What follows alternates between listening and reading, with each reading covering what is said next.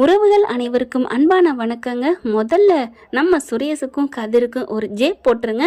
ரெண்டு பேரும் சூப்பராக அல்டிமேட்டாக வேறு லெவலுக்கு கலக்கியிருக்காங்க ரெண்டு சீரியலுக்குமே. அடேங்கப்பா, டே சுரேஷு, நீ இந்தளவுக்கு கலக்குவியா? நான் கூட முரடையாக ஒரு ரொம்ப ஆணவமான ஒரு ஆம்பளை நினச்சேன். அவ்வளோ அழகாக நடிக்கிற மென்மையான மனசு, தனியாக கூட்டிகிட்டு போய் ஒரு பிரச்சனையை சால்வ் பண்ணுற மாதிரி சொல்லிட்டு வந்த விதம் அழகுன்னு தான் சொல்லணும். சுரேஷ் அள்ளிட்டு போயிட்டப்பா. நீ நான் காதலில் ராகவா எப்படி அல்டிமேட்டாக இருந்தீங்களோ அதை விட இதில் சூப்பராக இருப்பீங்கன்னு நம்புகிறோம். இங்கே நம்ம செல்லாக்குட்டி கதிர், அதுக்கு வேற சொல்லவே தேவையில்லை. எனக்கு தான் புள்ள நல்லவன் தெரிஞ்சதுக்கப்புறம், நல்லவன் தெரியும் இருந்தாலும் விஷயம் என்னன்னு தெரியாமல் தாமதும்னு குதிச்சாரு. தெரிஞ்சதுக்கப்புறம் மயனுக்காண்டி தோல் கொடுத்து போர்க்கொடி தூக்கி, டே போடா உங்கள் அண்ணனை போய் கூப்பிட்டு வச்சு கேள்றா அப்படின்னு, சிங்கக்குட்டி வாடா நீ அப்படின்னு பிள்ளைய கூட்டிகிட்டு போய் சமாதானப்படுத்துறதும், அதுக்கப்புறம் கொல்லப்புறம் போயிட்டு தனியாக அவங்ககிட்ட பேசணும். அதாவது பொண்டாட்டிக்கு தெரியக்கூடாதா மதிக்கு. சுரேஷும் இவளுக்கு எல்லாமே தெரியும் அப்படின்னு சொன்னதுக்கப்புறம் கதிர் சொல்கிறதும், பரவாயில்ல ராஜி சொல்லுவா என் புருஷன் நல்லவருன்னு, அது கரெக்டாக தான் இருக்குது அப்படின்னு சொல்லிட்டு குளிக்க நான் போகிறேன்னு சொல்லுவார் பார்த்தீங்களா சுரேஷ். அப்போ மதி சொல்லியிருக்கணும், நான் எதிர்பார்த்தேன். என்னன்னு பார்க்குறீங்களா? அட ஆமாங்க, ராஜி சொன்னால் தான் புருஷன் நல்லவன்னு சொன்னான்னு சொல்கிறீங்க. அது மாதிரி மற்றவங்களும் சொல்கிற மாதிரி மற்றவங்க நடந்துக்கணும். அதாவது நான் சொல்கிறேன்னு சொல்லாமல் அந்த பொண்ணு மற்றவங்கன்னு சொல்லி அந்த விஷயத்த சொல்லியிருந்தா நல்லா இருந்திருக்கும் சுரேஷ் சொன்னதுக்கு. ஆனால் ஒன்றுமே சொல்லாமல் விட்டுறாங்க, பேசாமல் நிற்கிறாங்க.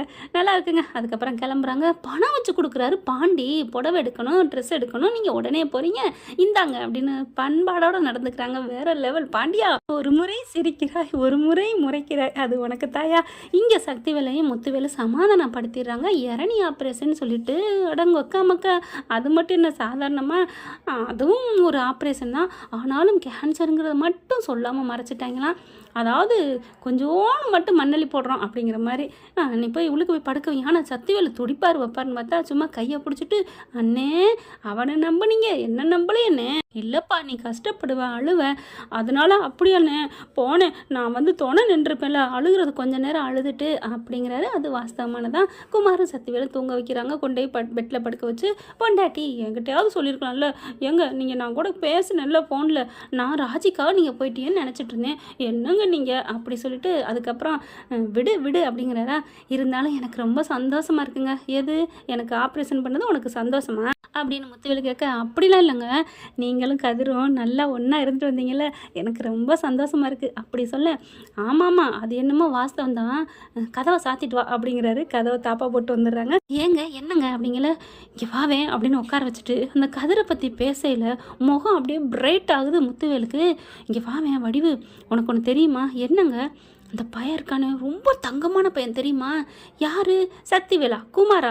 ஐயோ, இதுகளை போய் நீ எப்போ பேசுகிற? நான் நல்ல விஷயம் பேசல, நல்ல விஷயம் பேசுகிறேன்னு சொல்லிட்டு உங்கள் தம்பியும் தம்பி பிள்ளையும் வெறுத்துட்டு அப்படி யாருங்க ஒரு கோல் போட்டது?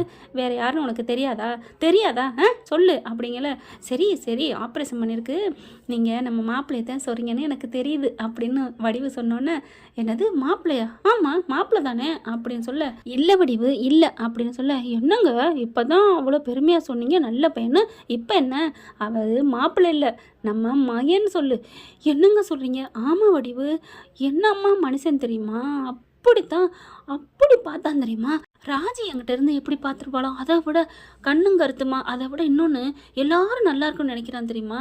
உண்மையிலே பாண்டியன் நல்லா வளர்த்துருக்கான் பிள்ளைய அப்படின்னு சொல்லிட்டு பெருமையாக சொல்ல, எனக்கு தெரியுங்க அந்த தம்பி சின்ன பிள்ளைதான் நான் பார்த்துக்கிட்டு தானே இருக்கேன், ஆனால் உங்கள் பிள்ளை தான் அவனோட சண்டை போட்டுக்கிட்டே இருப்பா, நம்மளும் பிள்ளை பாசத்தில் அவங்கள திட்டிக்கிட்டே இருந்துட்டோம், ஆனால் ரொம்ப தங்கமான பிள்ளை அப்படின்னு முத்துவேலு அந்த கதிரை பற்றி பெருமையாக சொல்ல எனக்கு ரொம்ப சந்தோஷமாக இருக்குங்க. என்னை எப்படி பார்த்துட்டான் தெரியுமா, ஒரு அம்மா இருந்து பார்த்துக்கிட்டா எப்படி இருக்கும் அந்த மாதிரி வடிவு. அந்த பையெல்லாம் நம்ம மறக்கவே கூடாது தெரியுமா. என்னங்க இது போதுங்க, நம்ம பிள்ளை நல்லா இருப்பா தானே. அடி நீ வேற, நான்லாம் உன்னை என்ன பார்த்துக்கிட்டேன், நீ எவ்வளோ ஆசையில் நீ அடக்கி வச்சுட்டு இருப்ப, இப்போதான் எனக்கே கேவலமாக இருக்குது, நம்மலாம் பொண்டாட்டி எப்படி அடக்கி வச்சு வாழ்ந்துருக்கோன்னு. நகை கொடுத்து பெரிய வீட்டு வசதியாக வாழ வச்சுட்டா அந்த பொண்ணை நம்ம நல்லா வாழ வைக்கிறோம் அப்படின்னு தம்பட்டம் அடிச்சுக்கிட்டு இருந்திருக்கிறேன் இத்தனை நாளும். ஆனால் அது பெருசு இல்லை வடிவு, அவள் ஆசையை நிறைவேற்றி அவளுக்கு என்னென்னா ஒன்றுன்னா துணையாக நிற்கிறான் பாரு, அவன் தாண்டி உண்மையான மனுஷன், சூப்பர்டி நம்ம மாப்பிள்ளை அப்படின்னு சொல்லி பெருமையாக பேச, அண்ணே அண்ணேன்னு கதவை தட்ட, கதவை திறப்போ அப்படின்னு சொல்ல கதவை திறக்கிறாங்க. என்ன நீ கதவை சாத்திட்டு இருக்கீங்க அப்படி சொல்ல, இல்லை பழக்க தோசையில் தூங்க போகிறோம்னு நினச்சிட்டு சாத்திட்டேன் பூட்டிட்டேன் ஒன்றும் இல்லை அப்படின்னு பார்க்க, அப்படியே வர்றாங்க. என்ன நடக்குதுங்க ஒன்றும் புரியலையே அப்படின்ட்டு, அண்ணே உனக்கு ஒன்றும் இல்லைன்னே நீ என்று சொல்லியிருக்கலாண்ணே நீ போனேன் அப்படின்னு மறுபடியும் ஆரம்பிக்க, இல்லைப்பா தூக்கம் வருது எனக்கு நான் தூங்கட்டுமா அண்ணே, நான் வந்தோன்னே போக சொல்கிறீங்க, அப்படிலாம் இல்லைப்பா மாத்திரை கொடுத்தா போட்டேன் அதான் தூங்கணும், சரிண்ணே நீ தூங்குனே அப்படின்னு சொல்லிட்டு வெளியில் வராங்க. இப்படியே நாட்கள் போயிட்டு இருக்கு. கதிர் முத்துவேலை பார்த்து சத்திவேல் போன கையோட போயிட்டு பார்க்குறதும் நல்லா இருக்கீங்களா அப்படின்னு கேட்குறதும் ரொம்ப சந்தோஷப்பட்டுக்கிறாங்க. தம்பி எங்கள் வீட்டுக்காரன் நீங்கள் நல்லபடியாக பார்த்து கூட்டியாந்துருக்கீங்க, ரொம்ப நன்றி தம்பி. என்னத்த எனக்கு போய் நன்றிலாம் சொல்லிட்டீங்க, நான் மூணாம் மனுஷனா எனக்கு நன்றி சொல்லி வேற ஆளை பார்க்குறீங்களா? இல்லை அது வந்து இந்த மாதிரிலாம் பேசாதீங்க அப்படி சொன்னோன்னே முத்துவேல் கோவம் வருது. ஏய் நான் சொன்னேன்ல அவன் அப்படிலாம் இல்லை, அவரை நீ இப்படிலாம் பேசாதுன்னு, சாரிங்க மன்னிச்சுக்கோங்க அப்படிங்கிறாங்க. அப்புறம் ராஜி என்ன பண்ணுறா, வீட்டில் தான் இருக்கா, உங்களை பார்த்துட்டு போலான்னு வந்தேன், இந்தாங்க அப்படின்னு சொல்லிட்டு அவருக்கு பிடிச்சதான் வாங்கி கொடுக்குறாரு. என்னது அப்படிங்கல, இது சாப்பிடலான்னு சொல்லியிருக்காங்க, இதை சாப்பிடுங்க அப்படின்னு சொல்லி கொடுத்துட்டு ஓடிடுறாரு. என்ன பாசத்தை பற்றியா அப்படின்னு பேசிக்கிறாங்க. அடுத்தங்கிட்டு போகையிலையும் வரையிலையும் சத்திவேல் ஏதாவது பேசுவார்னு பார்த்தா பேசலை. அதுக்கப்புறம் சும்மா இருக்காமல் ரொம்ப தான் அலைகிறாங்க, நல்லது பண்ணிட்டோன்னு. என்ன நல்லது பண்ணிட்டாங்க, எங்ககிட்ட சொல்லியிருக்கலாம், நாங்கள் எங்கே நல்ல பேர் எடுத்துருவோமோன்னு கமுக்கமாக அப்படி கோழி அமுக்கடா அமுக்கிட்டு போயிட்டாங்க. பாண்டியனுக்கு கோவம் வருது. என்ன ரொம்ப பேசுகிற, என் பிள்ளை தங்கண்டா, உன்ன மாதிரிலாம் தகரல, என்ன இவனு மறுபடியும் அடிச்சுக்க, ஐயோ விட சொல்லுமா அப்படிங்கவும் அப்பத்தா போயிட்டு மறிக்குது. அட விட்டு தள்ளுங்கடா அப்படின்னு சொல்லிட்டு டிஸ்போஸ் பண்ணிடுறாங்க. அடுத்த நாள் பார்த்தீங்கன்னா இங்கே எல்லாரும் கதிரை வந்தன்னைக்கே பாராட்டி முடிச்சிடுறாங்க. எப்படா நீ இவ்வளோ நல்லவனாக இருக்க, உன்னை நான் பெற்றதுக்கு ரொம்ப சந்தோஷப்படணும்னு சொல்லிட்டு இருக்காங்க. ராஜியும் அவ்வளோ ரொம்ப ரொம்ப ரொம்ப ஹாப்பியாகிறாங்க. அடுத்த நாள் பார்த்தீங்கன்னா கதிரை காலையில் எந்திரிச்சு தேடுறாங்க, காணோம். எங்கே கதிர் எங்கே அப்படின்னு பார்த்தா கதிர் வெளியில் போயிட்டாரு. எங்கே போனா, ஏண்டி எங்கேன்னு தெரியுமா, தெரியலையத்த அப்படின்னு சொன்னால் வர்றாங்க. பார்த்தா வெளியில் ஒரே வான வேடிக்கை, டம்முன்னு சவுண்டு, பட்டாசு வெடிக்கிறாங்க. என்ன சத்தம் அப்படின்னு சொல்லிட்டு 2 குரூப்புமே வெளியில் வருதுங்க. என்ன சத்தம், டே எவன்டாவன், என்ன அந்த வீட்டில் ஒரே விசேஷமா, ஒன்றும் புரியலையே அப்படின்னு சொல்லி பார்த்தா பயங்கரமாக சவுண்டு நடக்குதுங்க. அவ்வளோ ஒரு இது கதிர் அப்படியே ஸ்வீட் வாங்கிட்டு வந்து தெரு பூரா கொடுக்குறாரு.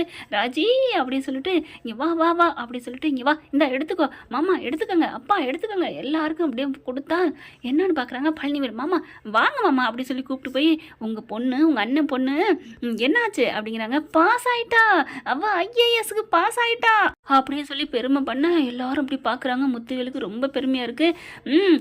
எல்லாரும் என் பொண்டாட்டியை பார்த்து சல்யூட் வைக்கணும், என்ன நடிச்சிட்ருக்கீங்க அப்படின்னு சொல்லிட்டு ரொம்ப சந்தோஷப்பட, இனிமேல் என்ன ட்ரைனிங் தான், இனி 1 வருஷம் கழிச்சு வருவா ட்ரைனிங் முடிச்சுட்டு ஐபிஎஸ் ராஜி அப்படின்னு சொல்ல, இல்லைங்க அப்படி சொல்ல, என்ன கதிர் என்ன ராஜி அப்படின்னு கதிர் கேட்க, ஐபிஎஸ் ராஜி கதிரவன் அப்படி சொன்னோன்னே ரொம்ப சந்தோஷமா இருக்கு. ராஜேஸ்வரி கதிரவன் அப்படின்னு கோமதி சொல்ல, சரி விடுங்க அத்தை அப்படிங்கிறாங்க. அவருக்கு முத்துவேலுக்கு மகளை பார்த்து அப்படியே தலையில் வருடி கொடுக்கணும்னு ஆசை வருது. அதை கரெக்டாக இங்கேருந்தே கவனிக்கிறாரு. கவலைப்படாதீங்க மாமா வருவோம் அப்படின்னு சொல்லிட்டு எல்லாம் வீட்டுக்குள்ளே போயிடுறாங்களா. இங்கே சத்திவேலு வேலை இருக்குன்னு வெளியில் போயிடுறாரு. ராஜியை கூட்டிக்கிட்டு கதிர் என்ன பண்ணுறாங்க, வா வெளியில் வா அப்படி சொல்லி கூப்பிட்றாங்க. எதுக்கு, போய் எங்கள் அப்பா பார்க்கணும் இல்லை வா அப்படிங்கல. எங்கள் அப்பா பார்த்தா அவங்க சித்தப்பா இருப்பாரு, சித்தப்பாலாம் போயிட்டாரு, போனதுக்கப்புறம் தான் வந்தேன் வா அப்படி சொல்லி கூட்டிகிட்டு போகிறாங்க. ராஜி மெல்ல அப்பா அப்பான்னு போக அப்படியே பார்த்துட்டு ராஜிமா அப்படின்னு எல்லாம் கட்டி பிடிக்கிறாங்க. கதிரும் பின்னாடியே வந்துடுறாரு. என்ன மாப்பிள்ள நல்லா இருக்கீங்களா, நல்லா இருக்கேன் மாமா, இந்தாங்க உங்கள் பொண்ணு ஐபிஎஸ் ஆப்பரா அப்படின்னு ஸ்வீட்டை கொடுக்க, அதை எடுத்து அப்படியே மாப்பிள்ளைக்கே ஊட்டி விடுறாரு. என்னங்க இது, என்னப்பா நான்ப்பா உங்கள் பொண்ணுப்பா, நான் தான் ஐபிஎஸ் செலக்ட் ஆயிருக்கேன்.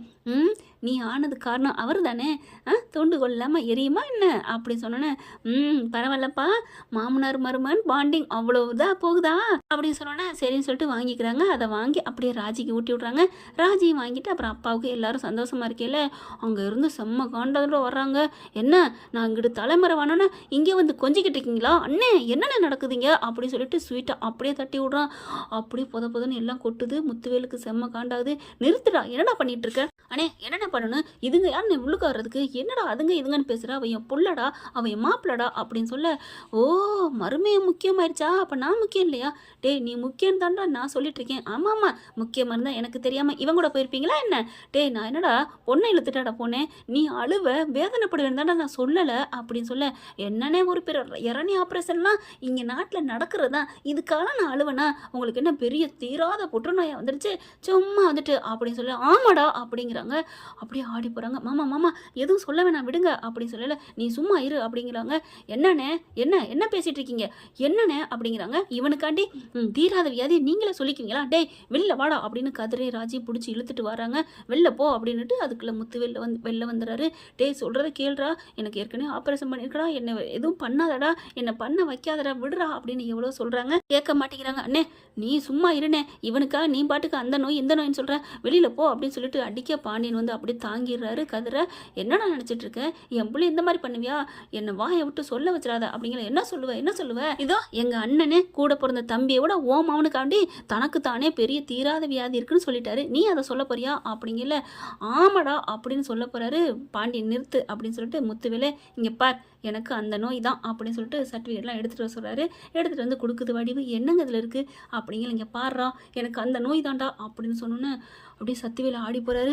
என்னென்ன சொல்கிற அப்படிங்கிற. ஆமாடா அப்படின்னு அவருக்கு ஒரு மாதிரியா இருமுறாரு. இருமுன கையோட வாயிலேருந்து ரத்தமாக வருது.